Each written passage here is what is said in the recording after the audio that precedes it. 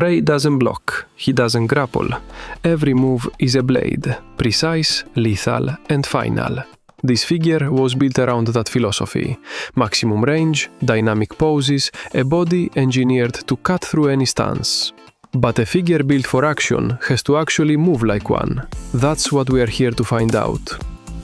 This is the legacy of Revoltech LR002, produced by Kaiyodo and sculpted by Matsuura Ken. Released in June 2014, it stands 145mm tall, with 21 points of articulation across 14 Revoltech joints. The orange window box follows the same format as LR001. Clean, minimal, no excess. Everything you need is already inside. Rei isn't imposing in scale, but the sculpt earns its own presence. The proportions track the manga. Wide shoulders, lean torso, every plane defined. The back gets equal care. The face reads calm and precise, eyes well aligned, and at the collar, a gold brooch with a green inset stone. The long hair, grey-blue, cast in softer plastic, is fully sculpted at every strand. The iron chest plate sits above sculpted seams and the triple strap belt with individually detailed buckles. The shoulder pads are where this paint job peaks. A near black wash reads as oxidized metal. Shading runs between the muscle lines. Deliberate, not deep. The arm guards carry a consistent matte finish and dark washes reaching to the hands. The darker shading throughout the outfit pulls every sculpted fold forward. The fabric reads as cloth. The knee pads echo the shoulder pads. The boots skip the shading, but the back straps carry sculpted gold buckles. Even here, the joints don't intrude. Every angle holds, sculpt and paint consistent throughout. For this scale and price point, there's very little to fault. The head tilts and rotates on a Revoltech joint. Snappy clicks, solid lockup. Both axes work cleanly, with enough range to read across a posed shot. The shoulder pads aren't fixed. They lift and rotate independently, clearing the way for the arm without needing to be removed. The arm clears 90 degrees laterally and keeps going. Full rotation at the shoulder. Sliding the arm forward and backward is there, though it's slight and without a butterfly joint. Remove the shoulder pad and the revolver joint sits exposed.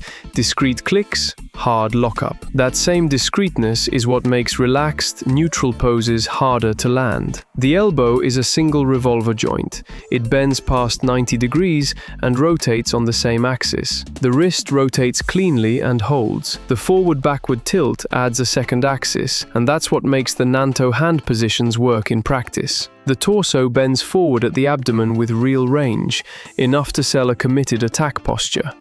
The backward lean is there too, and chest rotation is handled by a separate joint higher up. That chest rotation is what Rei's lateral cuts are built on, and it has real range. The hip is the weak point, a diagonal cut rotation that's unintuitive and very limiting.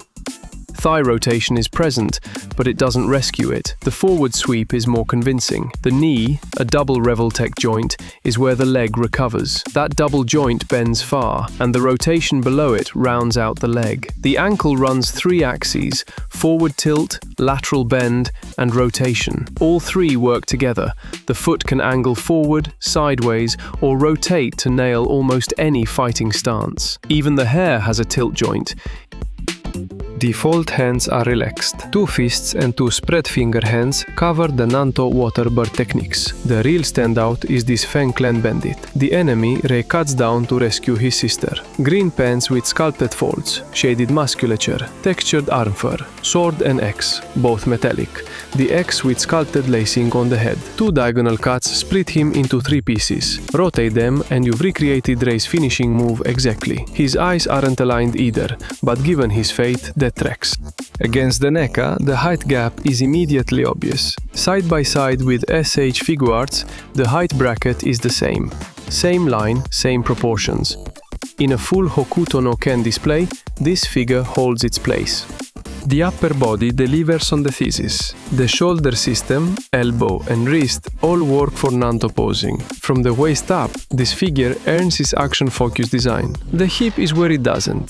That diagonal cut rotation limits the lower body in a figure whose signature moves are built on momentum and reach. The Fang Clan bandit tips the balance. An accessory that specific, that narratively charged, is genuinely rare at this price point. On the secondary market, you're looking at $30 to $70 depending on condition. At the lower end, it's a clear buy for anyone building the Hokuto no Ken Revoltech lineup. At the higher end, you're paying for the sealed package. Either way, nothing on the shelf you'll regret. Links to current prices are in the description. Subscribe for more reviews. See you next time.